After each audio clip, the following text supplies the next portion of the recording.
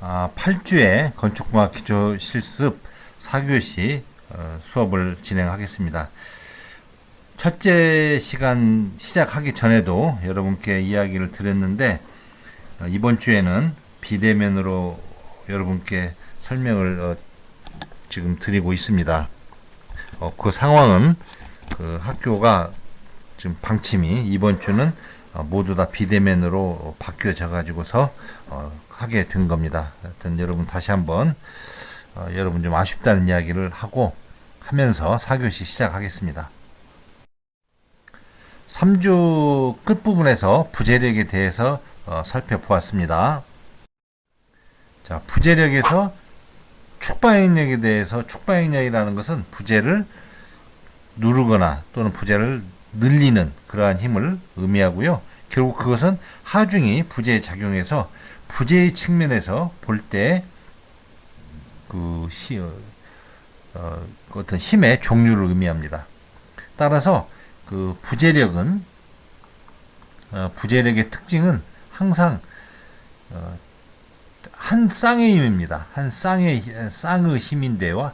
즉 한 개의 힘이 아니는 겁니다. 왜 그러냐면은 단면을 중심으로 해서 좌하고 우가 서로 함께 힘이 작용해야만 단면에 힘이 작용하는 겁니다. 그래서 단면에 좌하고 우가 힘이 작용하는데 한 쌍의 힘이면서 특징은 크기가 같고 방향이 반대의 특징을 가지고 있습니다. 부재력의 특징은 한 쌍의 힘이고 크기가 같고 방향이 반대다라고 알아두십시오. 축방행력에 이어서 부재를 휘게 하는 힘. 사진을 보면은 어떠한 하중, 이걸 하중이라고 하죠.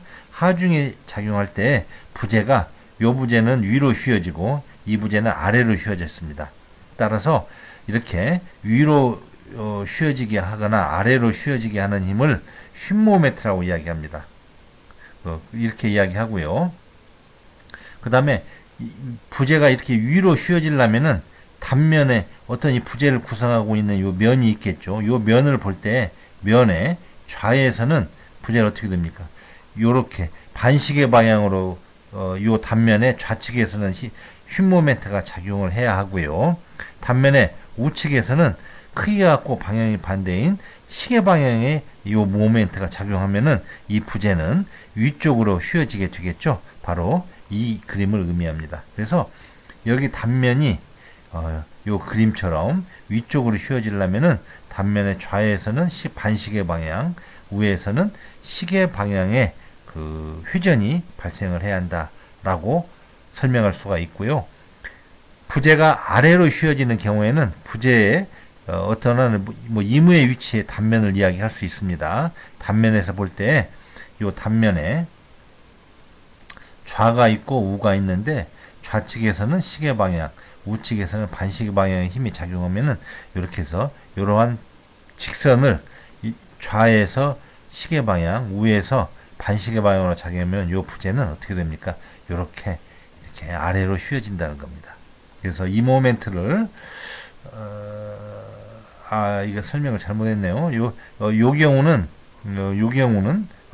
맞습니다. 이렇게 위쪽에 해당되는 겁니다. 그래서 부재가 아래로 휘어지게 하는 한 쌍의 모멘트, 단면을 중심으로 해서 이건 플러스 휨모멘트라고 하고요.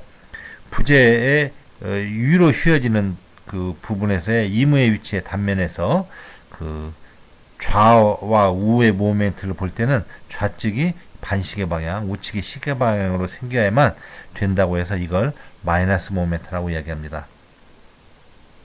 그래서 그 휨모멘트는 시계 방향 모멘트와 반시계 방향 모멘트로 구분을 할 수 있고요.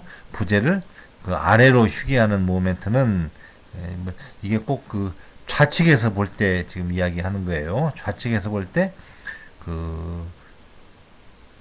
이렇게 그 시계 방향으로 좌측이 시계 방향이고 좌측이 반시계 방향일 때는 부재를 위쪽으로 휘어지는 겁니다. 그래서 장황하게 설명했지만은 부재가 아래쪽으로 휘어지려면은 좌와 우가 이렇게 되어야 하고요. 위쪽으로 휘어지려면은 좌와 우가 이렇게 되어야 한다. 이것을 플러스 모멘트, 이걸 마이너스 모멘트라고 한다. 라고 이해하십시오. 전단력을 설명을 드리겠습니다. 전단력은 물체를 자르는 힘입니다. 그래서 절단하려는 힘을 전단력이라고 하는데, 그 절단하는 방법이 어떠한 두부가 있다고 생각합시다. 두부가 있을 때 내가 이 면을 자르고 싶습니다. 이 면을 우리는 단면이라고 한다고 했고요. 그러면 단면을 자를 때 이 단면에 좌와 우가 있겠죠. 그래서 좌측에서 좌측을 위쪽으로 밀고 우측을 아래로 미는 방법이 있겠고요. 또는 똑같은 두부라고 하더라도 같은 형태의 단면에서 좌측에서는 아래로 자르고 우측은 위쪽으로 잡아당기는 그런 힘이 있겠죠. 그래서 자르는 현상은 똑같아도 이렇게 좌측이 오름세, 우측이 내림세로 되는 것을 플러스 전단력이라고 구분을 합니다. 그리고 이와 반대로 좌측이 내림세, 우측이 오름세로 된 것을 마이너스 전단력이라고 이야기합니다.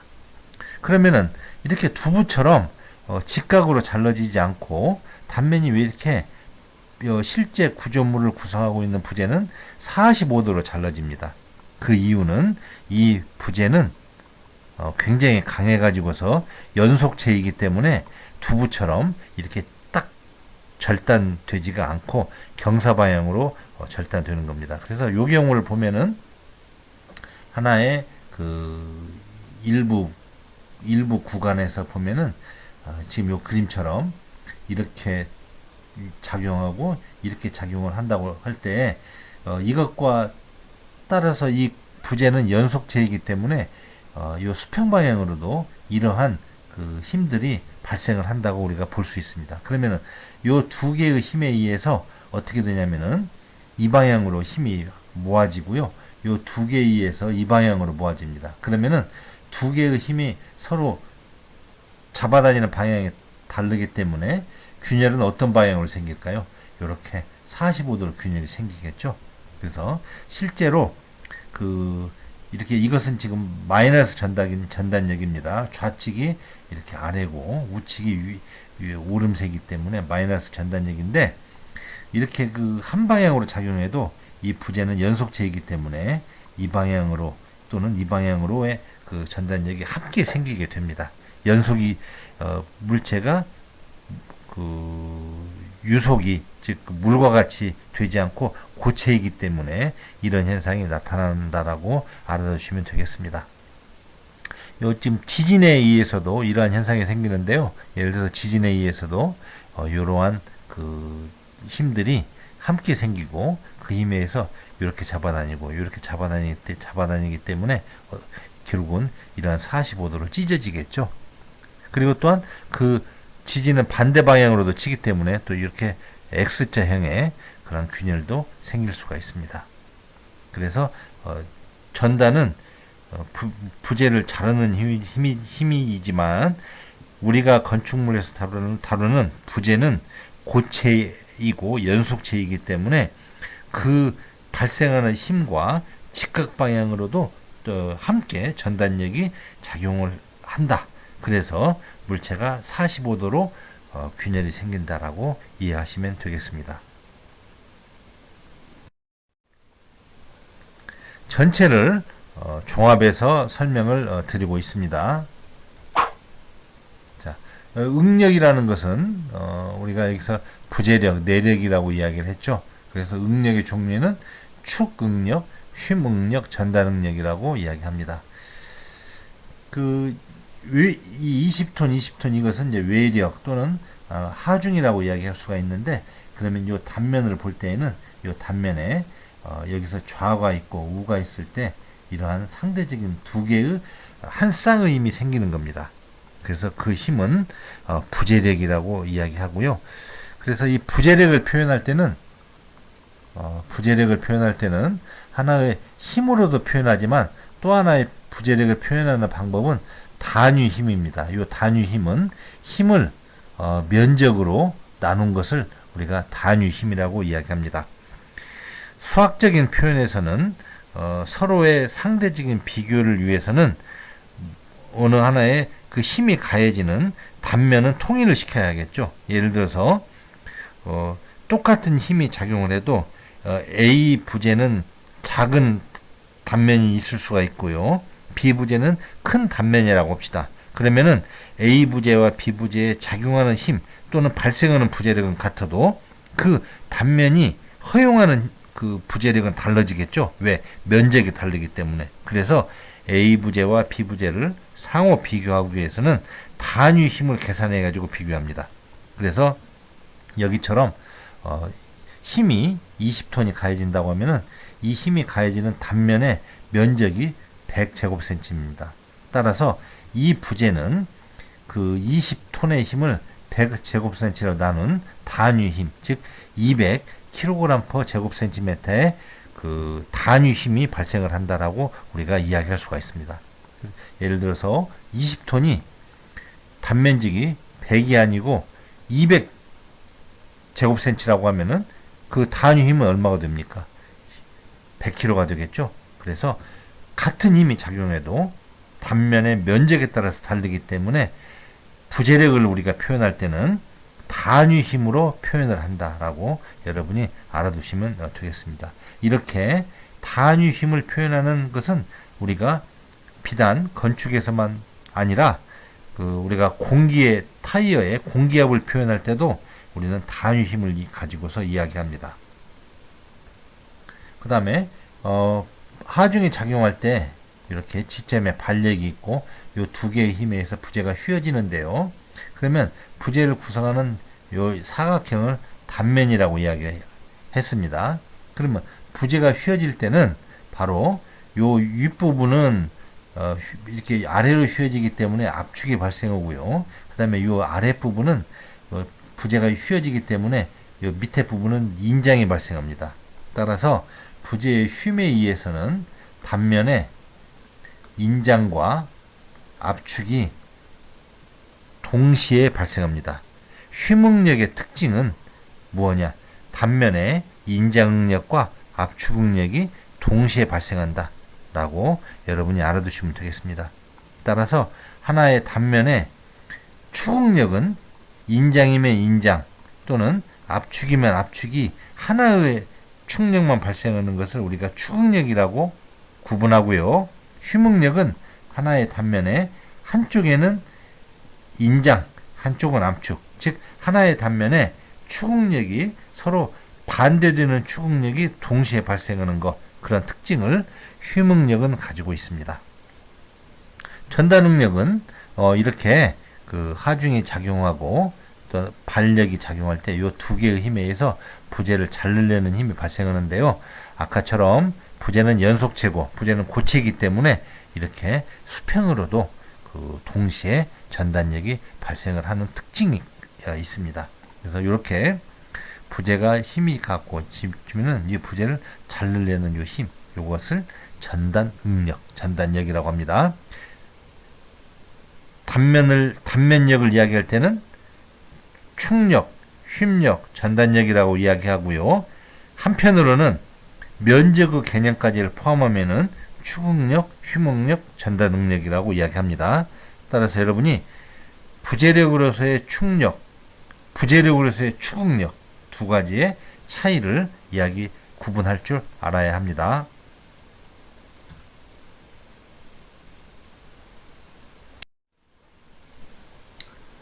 부재의 변형의 개념에 대해서 이야기를 합니다. 눈으로는 힘이 가해져 있는지, 눈으로는 하중에 가해졌을 때 부재의 단면력, 부재력이 발생하는지는 전혀 볼 수가 없습니다. 힘이 발생하느냐, 힘을 받느냐의 의미는 그 단면이 변형하는 형상을 보고 이 부재에는 어떠한 부재력이 작용했구나라고 간접적으로 우리는 생각할 수가 있다는 겁니다. 따라서 항상 힘이 작용하면은 변형은 종속관계로서 따라오게 됩니다. 따라서 힘 또는 부재력을 우리가 공부할 때는 반드시 그 부재력에 따르는 변형을 함께 우리는 고려를 해줘야 합니다. 그래서 변형은 힘의 결과다라고 알아두십시오. 부재가 외력을 받으면은 형태가 변하는 거고요. 치수가 줄어들거나 늘어나는 변화를 일으키는데 이러한 변화를 변형이라고 합니다. 그래서 변형에는 크게 두 가지입니다. 이동과 회전으로 여러분이 알아두시면 되겠습니다. 요 이동이라는 것은 하나의 요 치수가 변하는 것이죠. 예를 들어서 이러한 힘이 가해지기 전에 부재가 압축력을 받으면은 원래보다도 줄어들 거고요. 인장력을 받으면은 원래보다도 그 변형은 늘어날 겁니다. 그리고 하중이 가해져서 쉼을 받으면은 요 윗부분과 아랫부분이 있는데 아랫부분은 인장이 생기고요. 요 윗부분은 압축이 생깁니다. 이렇게 단면에 인장과 압축이 동시에 생기는 그러한 걸 우리가 봄으로써 이 포에는 쉼 부재력이 발생했구나라고 알 수가 있습니다.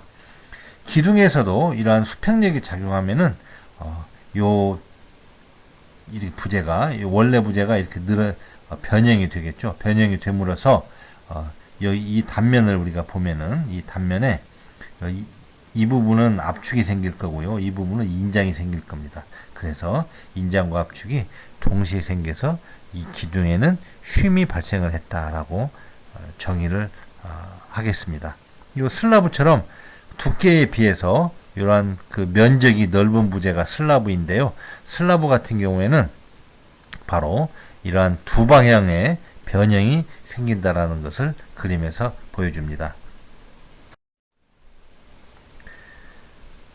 건축에서의 이 힘은 외력으로도 힘이 이야기하고요. 내력으로도 힘이 있습니다. 외력이든 내력이든 건축물을 구성하고 있는 부재에는 여기에 외력이 작용하고요. 이 부재에는 내력이 발생합니다. 그래서 이 외력과 내력이 놀이터에서의 시소처럼 평형 상태가 되어야만 이 부재는 이동도 하지 않고 회전도 하지가 않게 되는 겁니다. 따라서 이 외력은 하중 기준에 의해서 우리가 아는 값이고요. 부재에 작용하는 내력은 바로 이 평형 조건을 이용해서 내력을 계산을 할 수 있습니다. 정리하면은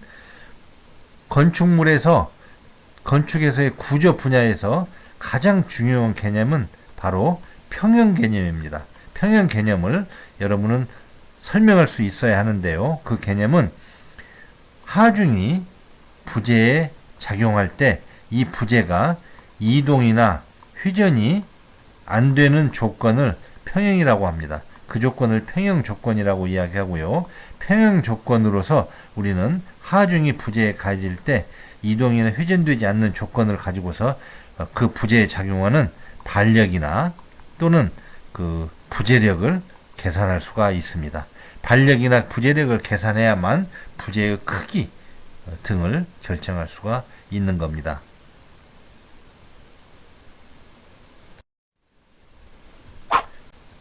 평형 상태를 그림으로 나타내주고 있는데요.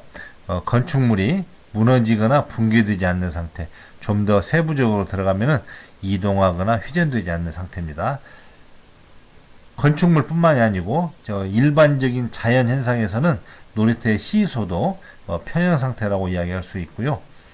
평형 상태가 있는 조건을 가지고서 우리는 그 건축물에 놓여져 있는 지점의 반력과 부재력을 계산할 수가 있습니다. 그래서 그 수식적으로 이야기하면은 평형 상태라는 것은 구조물 또는 부재에 작용하는 모든 힘, 이 모든 힘은 외력, 하중도 되고요, 반력도 됩니다. 또는 부재력도 되는데 그 모든 힘을 합해가지고 0이 되는 상태가 평형 상태입니다. 사람이 물체를 밀고 있습니다. 그러면은 이렇게 미는 거에 따라서 이 물체가 움직이지 않으려면은 움직이지 않는 이 반력이 작용한다라고 생각할 수가 있습니다. 이것을 마치 작용 반작용 관계라고도 정의하고요. 또는 평형 관계라고도 정의합니다. 그래서 마치 이 사람이 밀면은 반대측에서는 사람이든 아니면은 여기를 고정시키든 똑같은 힘이 작용을 해줘야 합니다. 이 두 가지 상태를 평형 상태라고 이야기할 수 있습니다.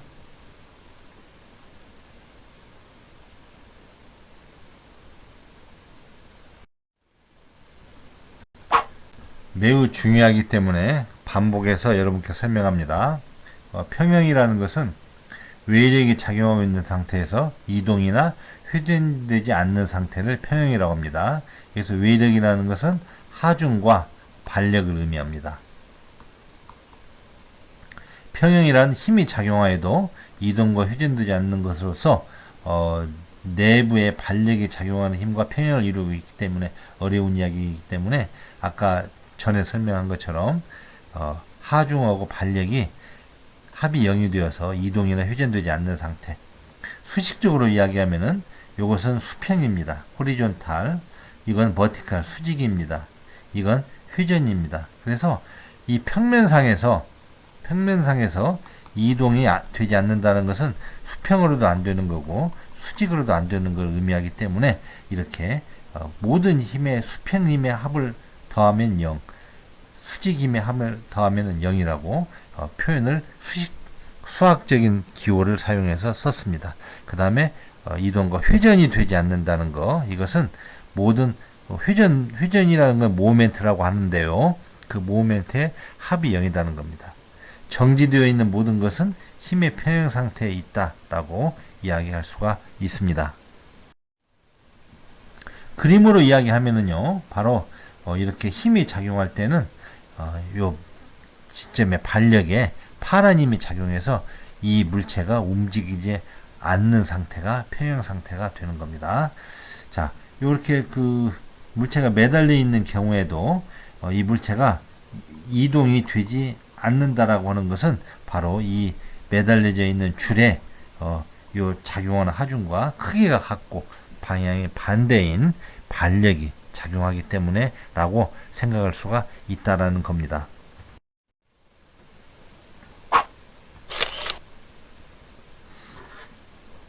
힘의 종류에 대해서 계속 설명을 하고 있습니다. 첫 번째 힘의 종류에서는 하중을 우리가 알아봤고요. 그 부재에 하중이 가해지면은 부재가 걸쳐지는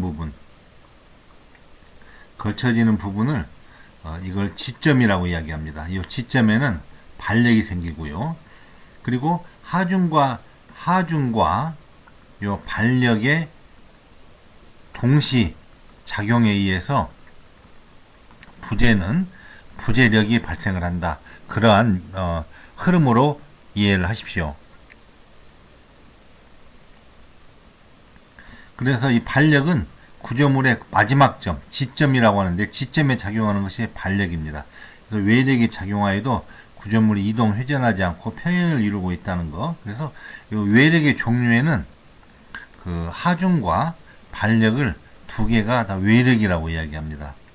그래서 그 설명보다는 제 설명으로 여러분이 이해를 하시면 되겠습니다.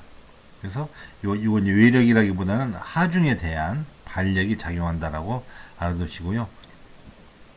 외력보다는 하중으로 여러분이 이해를 하시면 되겠습니다.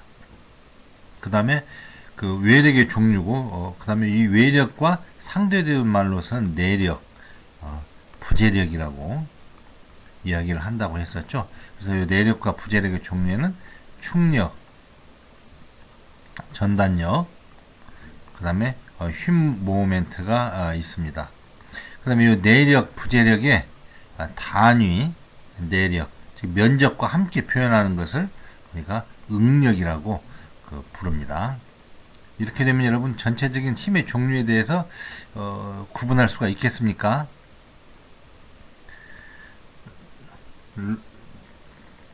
역도 선수가 역기를 드는 형태입니다. 이럴 때는 이 사람의 손을 통해 가지고서 힘이 이렇게 전달이 되겠죠.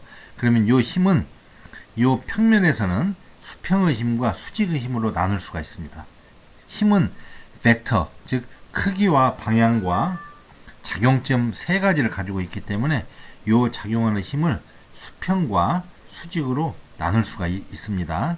이때 이 사람이 디디고 있는 요 발, 마지막 부분이죠. 여기에는 지점이 작용합니다. 요 지점에는 요 힘, 오름세 두 개의 힘이 있는데 이러한 힘을 반력이라고 이야기합니다. 그래서 요 역기가 가해지는 힘은 하중이라고 이야기하고요. 발이 딛고서 반대의 힘은 반력이라고 이야기하죠. 이 두 개의 힘을 외력이라고 이야기합니다.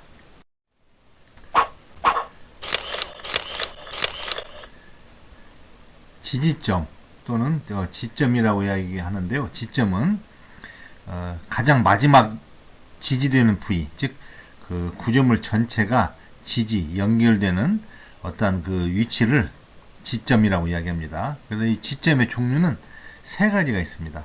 고정단, 회전단, 이동단. 여러분 이거 세 가지는 외워져야 합니다. 그래서 그러니까 얼마만큼 이것은 이 지점이 이동과 회전 여부에 따라서 되냐 안 되느냐에 따라서 이 세 가지로 나눈다는 겁니다. 이동된다. 이게 단은 지점을 의미합니다. 이동단, 이동 지점. 그다음에 회전단. 이것은 회전에 대해서 회전이 안 되는 그러한 그 지지단을 회전단이라고 하고요. 이동만 안 되는 걸 이동단이라고 합니다. 그 다음에 고정단은 제일 강한 지점을 고정단이라고 합니다.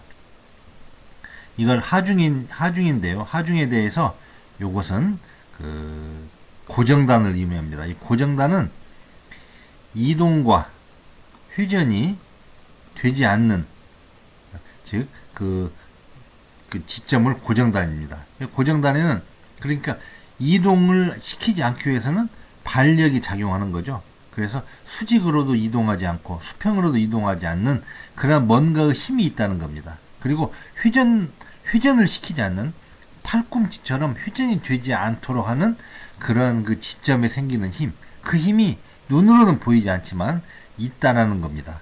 고정단은 반력수가 3개입니다. 여기서 이러한 고정단을 표시할 때는 이렇게 빗금으로 표시하고요.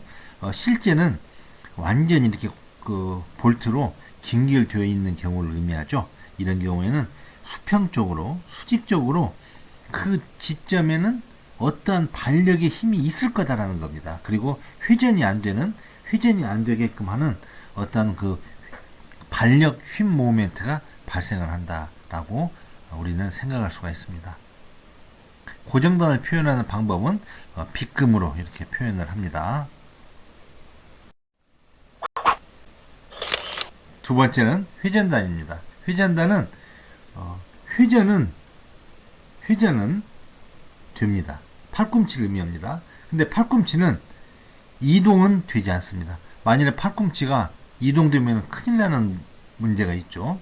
그래서 회전만 되고 이동은 되지 않는 그런 지지점을 회전단이라고 합니다. 표현은 빗금에다가 삼각형에다가 이렇게 동그라미로 표현을 합니다.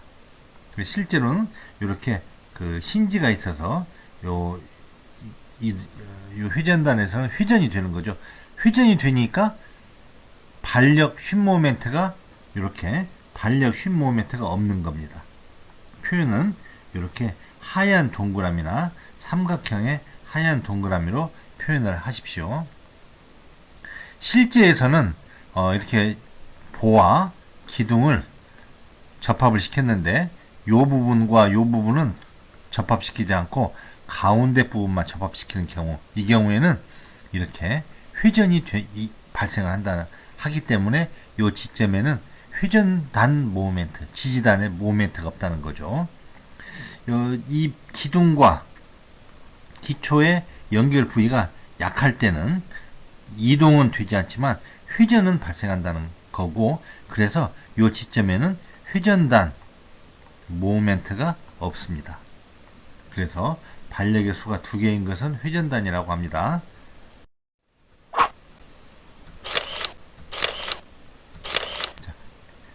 마지막으로 지지단의 종류는 이동단입니다. 이동단은 수직으로만 이동을 하지 않다는 거고, 수평 이동이 됩니다. 그러니까 수평 반력은 이동이 되니까 수평으로 반력은 없습니다. 표현은 아까 삼각형의 동그라미에 밑에 동그라미 두 개를 표현합니다. 즉 수평 방향으로, 교탁처럼 수평 방향으로 이동이 되는 지점. 그러나 이렇게 수직으로는 반력 때문에 꺼지거나 또는 위로 들려지지 않는 지점, 이러한 지점을 이동단이라고 합니다. 예를 들 경우에는 이렇게 그 롤러가 되어 있는 경우는 이 방향으로는 이동이 될 수가 있겠지만 이 방향으로는 이동이 안 되는 거죠. 회전도 물론 당연히 되겠죠. 이러한 표현을 우리가 쓸 수가 있습니다. 자, 이렇게 해서 첫 주, 그 8주, 제가 담당하는 첫 주를 의미하죠. 수업을 비대면으로 마쳤습니다. 여러분 공부하면서 수업 들으면서 모르는 것들 구글로 찾아보고, 그래도 안 되면 저한테 개인톡으로 부담 없이 질문하세요. 자, 이번 주 수업 마치고 이번 주도 코로나에 조심하는 한 주가 되기를 바랍니다. 자, 수업 마치겠습니다.